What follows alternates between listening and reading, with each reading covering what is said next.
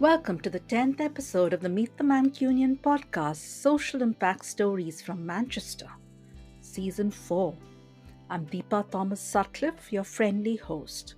On the streets and nooks of Manchester, my inspiring Mancunian guests tackle their causes with grit and passion. They are leaders, worker bees, and community hosts, and they share their stories to inspire you all through this season. Relax, grab a brew, and listen in to the Meet the Mancunian podcast on Apple, Google, Spotify, or any of your favorite podcasting platforms. You can also check out all the episodes on my new website, www.meetthemancunian.co.uk.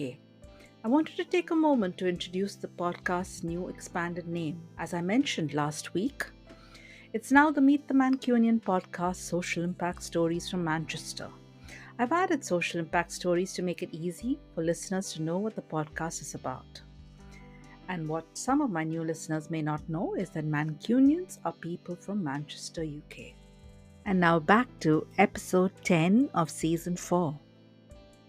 Passionate about integration, we hear from Nidhi Sinha, trustee, We Stand Together in this episode.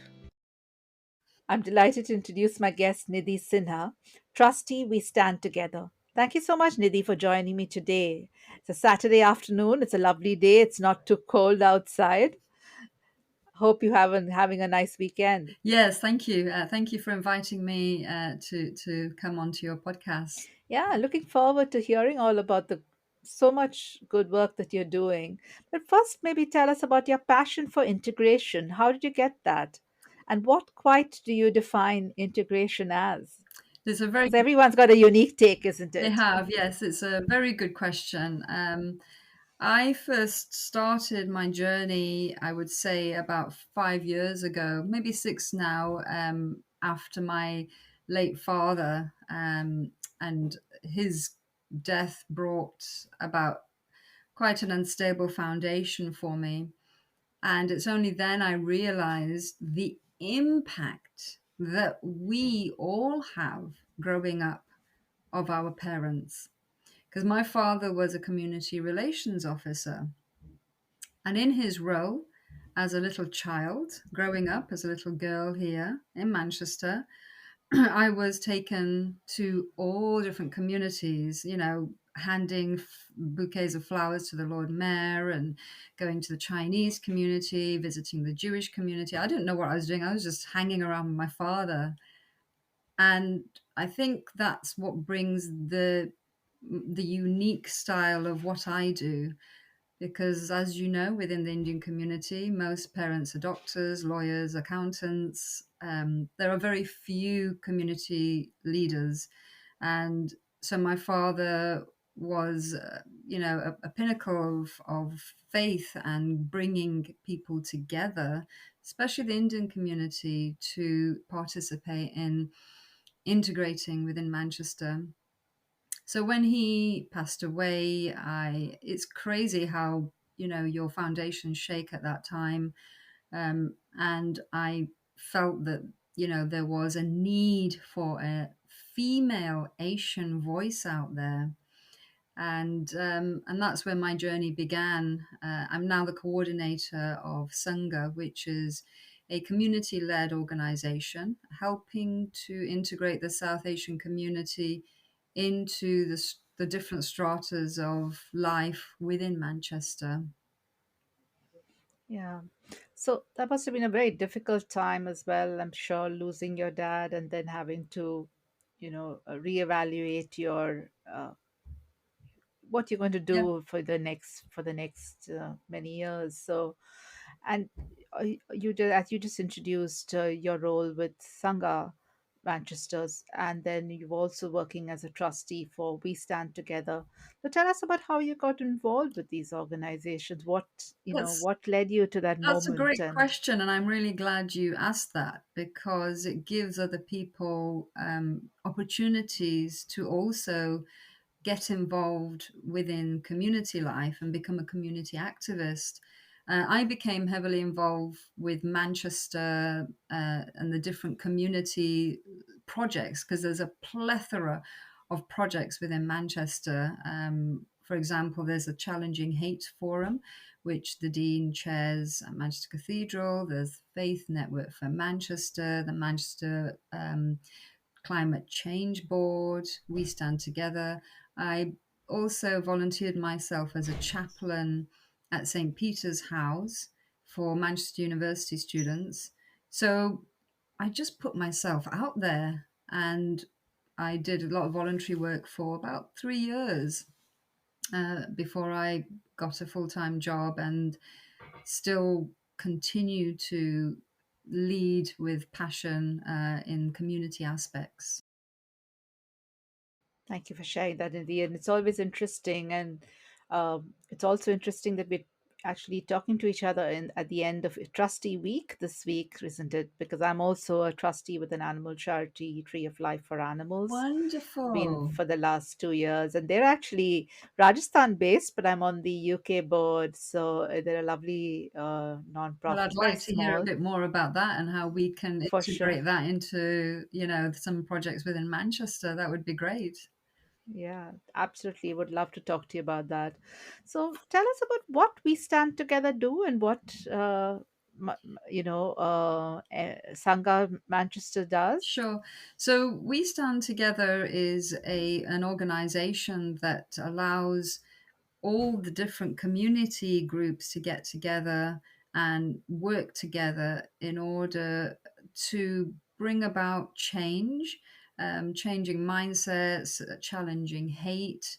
We have many forums that go on throughout different years that we create, and lots of discussions, just difficult dialogue, actually.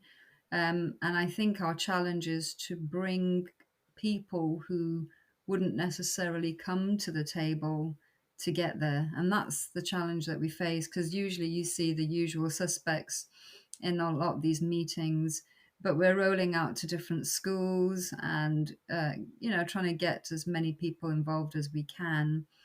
Sangha came to life, I'd say, about 4 or 5 years ago, as a small organization. And again, being Indian myself and an Asian female, I noticed as I was growing up how insular the Indian community is. I can only talk about Indians because I'm Indian, how insular they were, and they still won't really um, integrate. I don't think they're not interested, because really they're we're so self-sufficient, and so there's no need for them to go out. And Sanga's main role, I would say, is to bring awareness to the community, awareness of things like modern slavery, awareness of homelessness, awareness of Black Lives Matter, and all the different topics. Female empowerment. We're very, very passionate about empowering women, especially Asian women, into the life of the city of Manchester. And I think that Indian, because we're so self-sufficient, there's no need to go out there, and that's how we kind of keep ourselves to ourselves. But if we are so self-sufficient, my challenge is to give. We all talk about seva, and it's in every scriptures, and one of our scriptures is to give, and to be mindful of how you're living. And so it'd be good to give what you can, not necessarily monetarily, but your time to the homeless, and to modern slavery, and to all these different projects that are, that kind of helps Manchester grow and get stronger. And I think there's a real need for also that diverse perspective, isn't there? Um, Absolutely. and I think you've called out a couple of times about having a female Asian voice or a female Indian Asian voice, if you want to add more and more descriptors. But It's again different perspectives make for a better product, better organization, better service to the community. Absolutely. I So think the more diversity we have, the better. And I can't reiterate how important it is as an Asian woman, because I think for me, coming from a Hindu faith, it's brought a lot of diversity to the community, and the work allows others who think they are open to they have their own views, but until they work with someone who's an Asian woman, it's only then they are able to reassess what they actually believe. hmm. And when they get to know me, then they can maybe change what they think. So it does bring a minority perspective, definitely, to the group and to the community. Thanks for sharing that. And there must be many challenges on this journey. You talked about, one of the challenges being potentially the community itself being more self-sufficient and not outward looking. But are there other challenges that you think you're facing and that if you can share with listeners how you're coping with them? I'll be very honest, as I've not brought this up, but always in my mind. I'd say I can give you two challenges. One of the challenges I face is um, with my own senior uncles within the community, I would say. Um, Instead of encouraging me and saying, Nidhi, you're doing a great work out there. How can we help? What do you want from us? It's not at all like that. It's very much the opposite. Probably because I'm out there, I'm trying to change things, and they don't like it because they're not the ones in the forefront. I, I think the ego speaks a lot, and I'm not interested in ego or power. I just want to try and change things. But within our community, I see a lot of that. And there's a long way to go, because even though we have Asian women, especially the Indian women I know, are all very professional. They're all consultants, doctors. But how are they empowered? I still don't see that. There's a big difference between academic education and awareness, and being aware of who you are, and the different problems within change the way your outlook completely. The other challenge that I faced, I can give you an example. When I was at St. Peter's House as a chaplain, I we were all meeting up.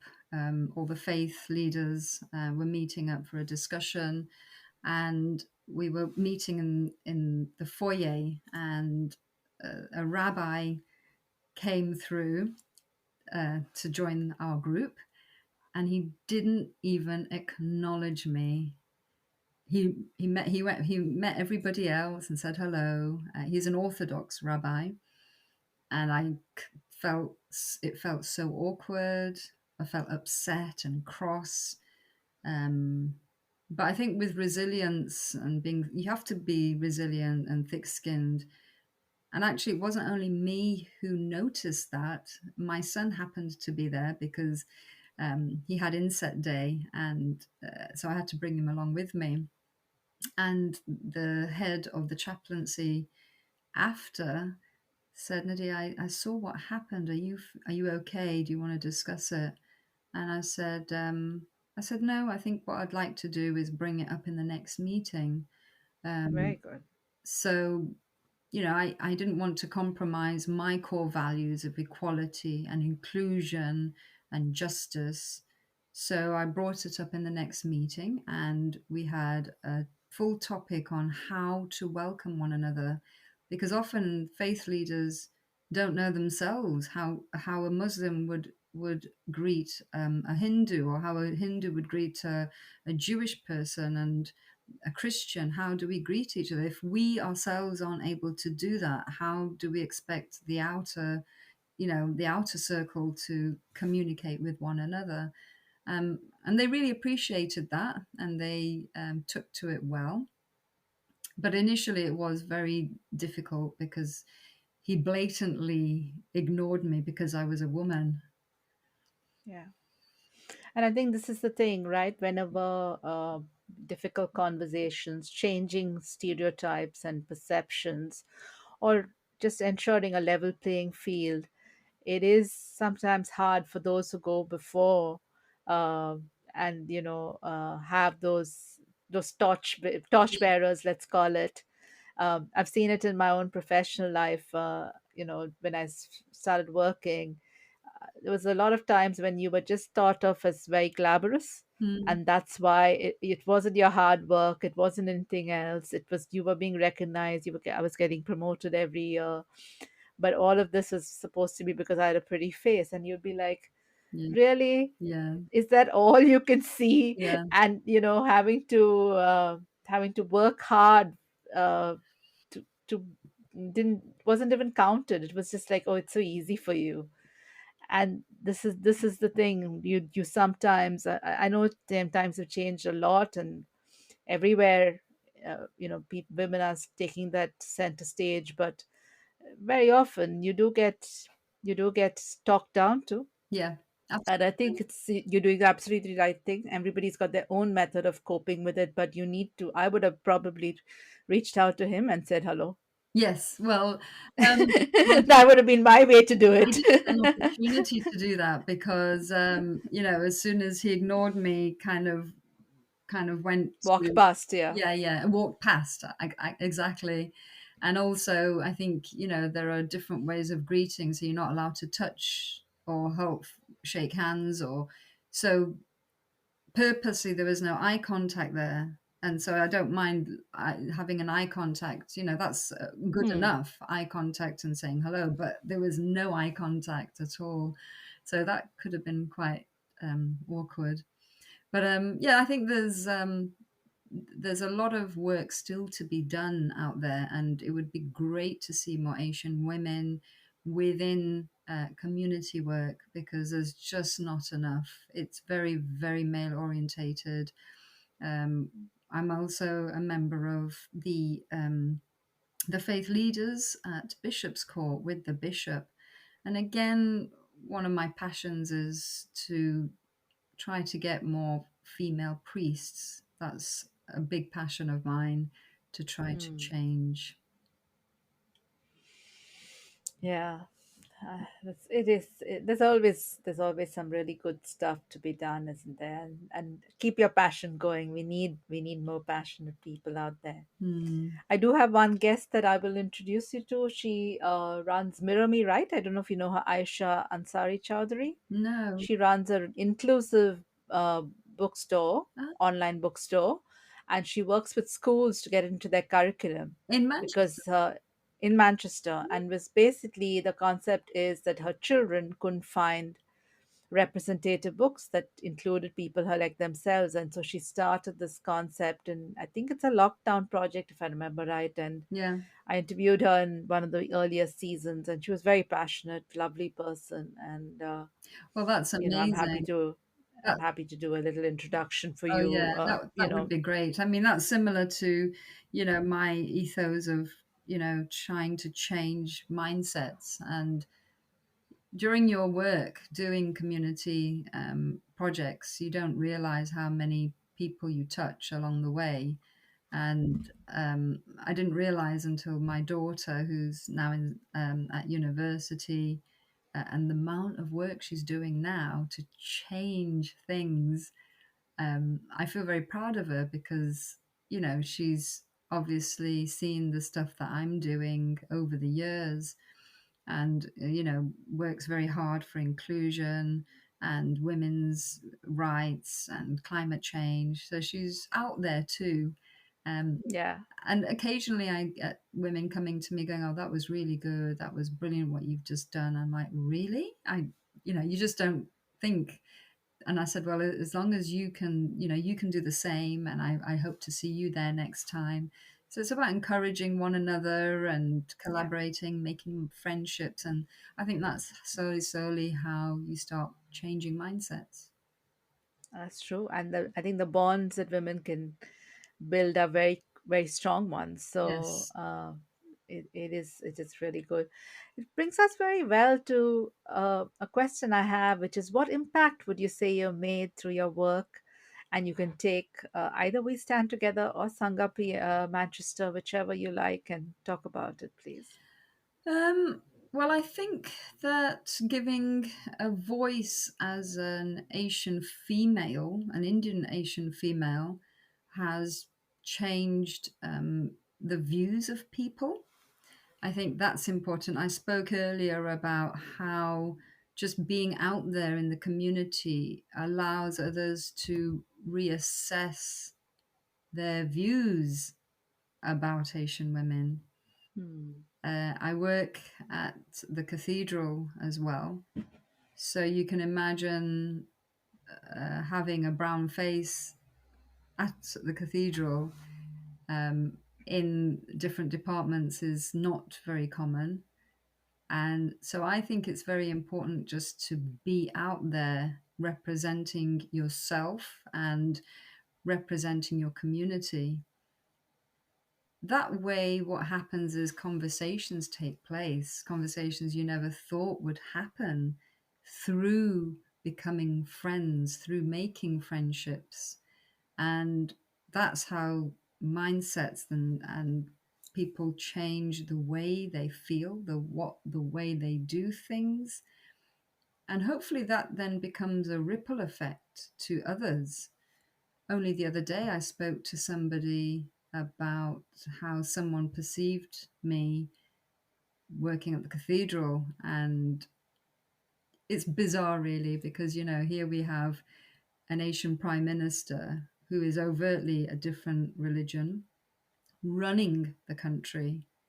So it's okay for him to do that. Yet I'm being questioned as to why am I of a different religion, probably a different race, working in a cathedral that many probably still think it should be white. So, you have to be bold and courageous and be resilient. And I think it's about, you know, carrying on the work you do. But we do need more Asian people out there in different communities and different organizations to be represented. Thank you. How can interested people reach out to you and learn more? Where can they find you? Where can they find Sangha? And where can they find We Stand Together? So we're on Twitter. So it's at Sangha, SANGHAMCR, M from Manchester. So you can tweet us on that. I'm also on tweet myself at Nidhi Manchester, NIDHIMCR. You can often see a lot of the projects that we do on there. We Stand Together also have their own website, and we we also have what we do within We Stand Together is the trustees have a rota to write articles once every month on topics that are passionate to them and link up to what We Stand Together are doing. And so you can read articles, online articles on the website and on the Manchester Evening News. So we feature monthly on the Manchester Evening News, which is really good because it gets out the community led organizations. And I think really without these voluntary sector organizations, Manchester would not be what it is today. And we're just growing stronger and greater because of all the community led organizations like ourselves. So there's lots of places you can find us. Thank you for sharing them, and I'll be linking that in my show notes.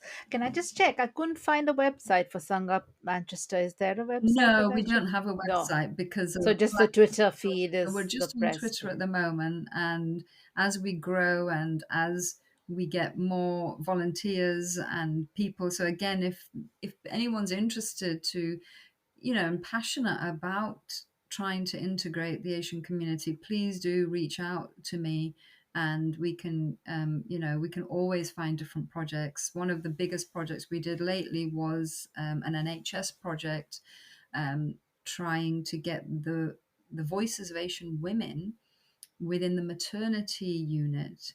And we wanted to understand the cultural differences so that their experience would be heard.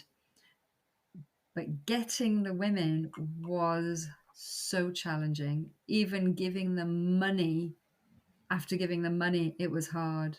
But we also work on a lot of mental health issues as well, and that was very powerful. So we do get people eventually coming through and then realizing how it benefited them. I hope some of my listeners do come forward as volunteers. What advice would you have for people looking to start something similar in another part of the world or another part of the UK? I They think, want to go into integration, so yeah, how well, should they start? yeah, I think that one a good place to start is to volunteer with other organizations like I did, and that really allows you to get to know what's going on within the city, within and then it reach out a bit further out. So I think voluntary work is always a very good way of starting, and that's how you get to know some of the dignitaries as well. I think we underestimate the work that our dignitaries within Manchester do. People think that they're just a title, but they're really not. They do an awful lot of work, and they put a lot of hours in to make Manchester, or make different cities, different dignitaries within different cities, what it is today. And it connects. We're all connected. We're all interdependent. So I think it's all linking with the networks, and that's how you become networked to different people. Networking is essential within community work, and for me, developing the citizens towards integrating the various strata in society, as I said. Thank you for sharing them. They're all great tips, and I think volunteering in any form is always it's good for the soul, it's good for the Absolutely. community, and of course it helps the cause. So always encourage that. It's an opportunity now for you to talk about anything that I didn't ask you before I go into my signature questions. I did have a few things that I wanted to say, Please. and talk about. Um, I think again, one of my passions is uh, to try to change the way that religion is viewed, if you like. As a Hindu myself, every time I go to a temple, I don't go to the temple that often because I just feel like there's quite a lot of politics, and trying to change the mindset of people thinking that women are equally should be equally as accepted as men, but it's never the case when you go into temples. It just isn't. If you go and see who's on the board of trustees, for example, it's always male led. You might get one female in there, um, but also the priests are it's a very, very patriarchal society. And my spirituality comes from yoga. I'm passionate about yoga. I'm a yoga teacher. I've been teaching over 10 years. And that's where I learnt about my own scriptures through yoga. So I think it's important that we know that being a Hindu, you don't necessarily have to go to a temple. It can be that's that's the beauty of being a Hindu. You can kind of worship in different ways. So I think that that's important, and I think we all need to work together to try to acknowledge female priests, because we can have female priests, but it's very challenging to get them out there. But that's one of my passions, as well as lots of other things that are going on within Manchester. I'm sure I'll think about a few others after. And I thought, oh, I'm going to say, oh, I wish I mentioned that, and I wish I mentioned the other thing. But I'm working with a beautiful, two beautiful people. One is Rabbi Ashworth Steen, who, if you haven't already interviewed, it's worth interviewing her. She's amazing, and she's our first rabbi in Manchester, first female rabbi in Manchester.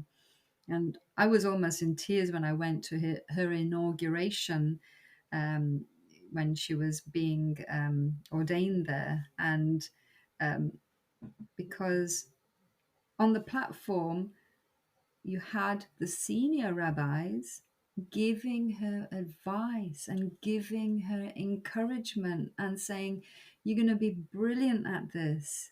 Take this. This is your synagogue now." It was amazing. And I just thought, wouldn't it be nice if our Hindu men could also empower the Hindu or Indian, Asian, generally Asian men could empower Asian women. But I think they also need to be taught how to do it. And I think that's again very, very important to educate them, being aware of being able to empower their Asian women. So that was really good. And I also work with another lovely Reverend Grace Thomas. So the three of us, being Hindu, Christian, and Jewish, we work together to try and change things within Manchester. And she's very passionate about what she does. She's really into the climate change, and we work in unison together. We have a lot of discussions, you can imagine, and different experiences that we've had working within the community.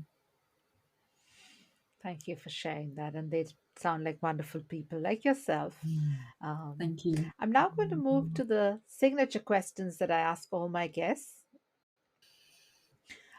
Describe the Mancunian spirit in a word or a phrase. That's a great question. Mancunian spirit. Well, I'll have to think of this one. Mancunian spirit.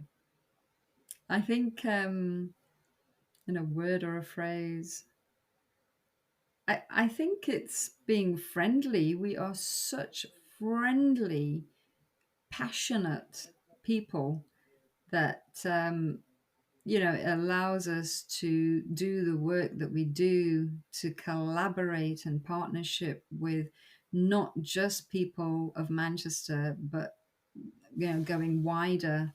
That's the first thing that comes to mind, is how friendly we are as Mancunians and how giving we can be. Totally. I've experienced that myself through all the friendships and the introductions that I've been offered for my podcast. I've really enjoyed that. And sorry, the other thing I just wanted to add to that is I studied and I lived in London for over 10 years. And I'd have to say that was one of my loneliest places I've ever been. Uh, and one of my friends said, "Oh, you must have made loads of friends, because I'm so friendly." And I said, "No, I've just got maybe one friend." And they said, "That's impossible." I said, "It's just so lonely out there." And you can just talk to people at a bus stop here, and you not feel threatened, and you feel safe, and then you become friends with them. So it's like, this is the most friendliest northwest city I know. Thank you for sharing that. I know big cities can be very isolating. Mm, And I think Manchester's got that charm because it's not quite a really big city, but it is, correct. bigger than most. So it's got a very nice homey feel, I'd At the say. moment it's Uh, like that, but there are lots of buildings being put up, so it's getting quite close to London lifestyle. yeah. Can you share a Mancunian who inspires you and why? It can be a person in the past or somebody who's alive now. I would say Dean Rogers really is very inspiring in the way he works with others and the way he partners with other communities. and his ethos, his philosophy. Um, Incredible, absolutely phenomenal the way. And I've learnt a lot from him in working together rather than having your own views. It's all about working and collaborating and making friendships. And he's taught me a lot within the journey of community work. Thank you for sharing that. And I think you're going to help me interview him for Yes, potentially this season or the next. So I'm looking forward to that. absolutely. What's the most important life lesson that you've learned so far? Oh, smile more and talk less. That's a good one. And I think life lesson is to, yeah, I think people people are different, and it's really about listening to people rather than talking. We're all very good at talking, and I think if we listen more, then there's it's often it's also often what people don't say that you need to pick up on as well. That is really powerful because I think it's hard to be a good listener. We're always listening to answer rather than listening to just reflect and really give people a chance to frame their thoughts and share their views. Well, you've hit the nail on the head there. Reflection. I think within um, what I've learned also is within the Christian faith, reflection is a really, really big thing. Whereas within the Hindu community or aspects, I've never been taught to reflect. Um, and so I think reflection is a really, really big, a big ideology within. When they have evening prayer and morning prayer, for example, there's always bouts of silence. They have a reading and then they'll be silent. And it's almost like you have to teach yourself what you're meant to do in that silence. I know you're meant to be reflecting on the passage, but how do you do that? How can you be self critical of it? And I think reflection is a really big part of what we should be doing. Very, very true. And again, a hard skill to develop, and the one that takes, because our minds are so busy, aren't they? Yeah, So there's a million things you could be thinking about, but just to take that moment and to be present and to be present. focus yourself, it is hard. If you could have one superpower, what would it be? Sorry if I'm asking you too many tough questions, but these are the Meet the Mancunian signature ones.